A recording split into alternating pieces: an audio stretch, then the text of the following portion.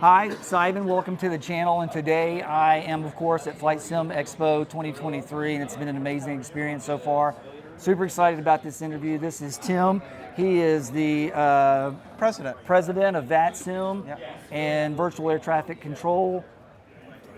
A great piece of software and a great network, and I would consider it mission critical to have if you are really into flight simulation, and certainly if you are a student pilot or even a current pilot just maintaining your chops.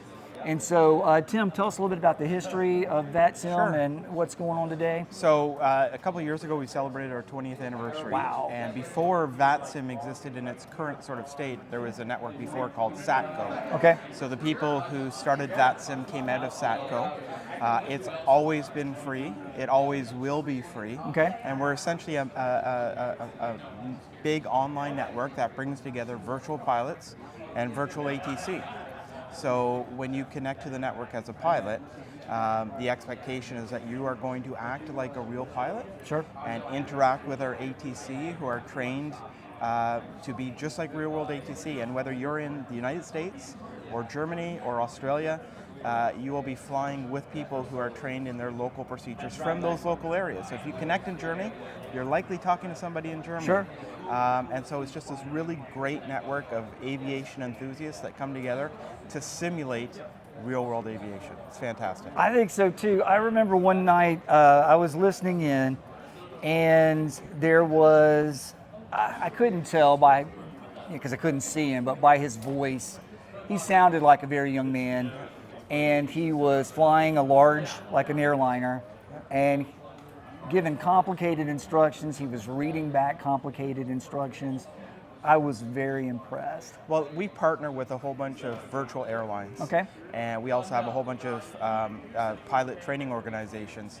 So whether you are an experienced pilot who's into flight simulation, or you're just getting into aviation, and like me, my first step into my aviation career was with Microsoft Flight Simulator. Right, as a child when I was 10 years old. 100%. And that got me to get my PPL when I was 18, when I was allowed to, into an aviation career for 14 years. And my life in simulations continued beyond that. So now, what was your aviation career? What did you do? So I was, I started off as a banner pilot over Toronto. Nice. And then I became a charter and air ambulance pilot for the province of Ontario. Oh, wow. So I did a bunch of work for that. In 2007, the company that I worked for unfortunately went out of business, and I had to make a choice with a 14-year-old daughter. Do I move and drag her around with me? Instead, I just changed professions, but really flight simulation and the VATSIM network is sort of what's kept my finger in aviation to this day. Now, I suspect it's a lot of responsibility, and it probably keeps you pretty busy? Well, it keeps us all busy, but we're entirely volunteer driven.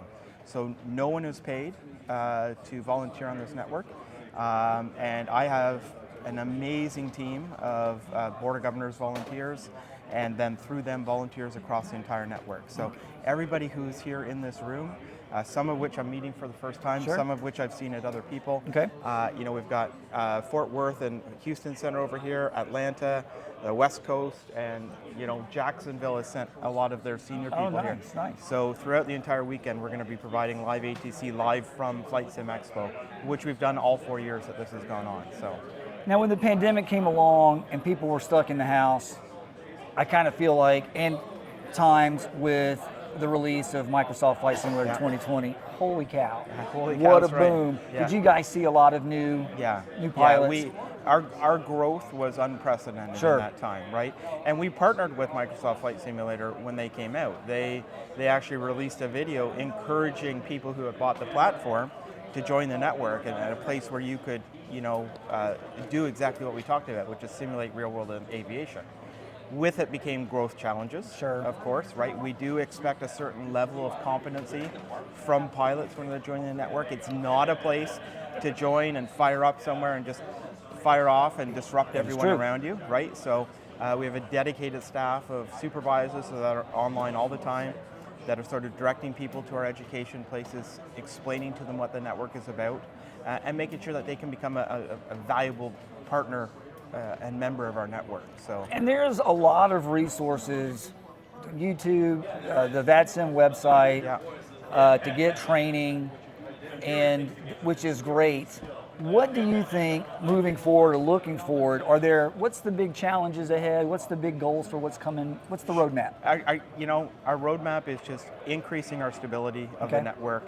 A few years ago, 5 years ago now actually, we changed our voice system. I remember when that happened. Absolutely, and we had an amazing volunteer in Gary Oliver and Mark Barnes who sort of took it upon themselves to just put together this new system. And they went from proof of concept to a working product within a couple of months. Sure. And we were able to incorporate it, and now sort of our audio system, I think, is second to none in terms of it's not just its clarity, but also its realism, right? So that the further what you get away from a transmission source, the weaker it gets, and it's altitude-based and all of that. And we've also incorporated an HF part. Okay. So our roadmap really is just increasing the stability of our network, which not to say it isn't stable, it's quite stable, but we just want to just continue adding the ability to do extra stuff, simulate more stuff. The next thing that's sort of probably on a roadmap is incorporating an 8.33 kilohertz frequency spread. Okay. And that's something that we can do with our system, and that'll probably be something that probably by the end of this year we'll have that in place. Now, for the listeners, what is that system, the 8.33? Sure. So with frequency congestion in the real world, especially over in Europe, they had to, normally we're 0.025 is our spread in frequencies. They had to drop that and add a whole bunch of extra frequencies in between. Okay. So it's now an 833 kilohertz spread there. Okay. And so it just means that our we'll go from 123.5 to 123.75, stuff like that. Now there's going to be just tighter spreads in especially in European aviation. So well, that's awesome. It's our European partners that are pushing for it, and we're just working through it right now to get it going.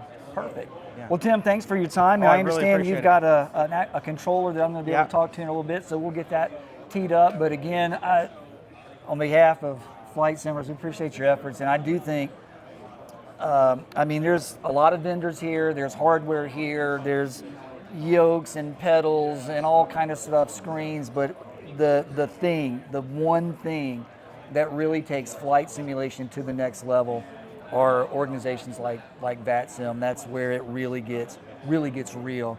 It's a motto. You guys can use it. Aviation, aviate, educate, communicate. Love it. Tim, thanks for your time. Thank you. Nice to meet you. Thank you so much.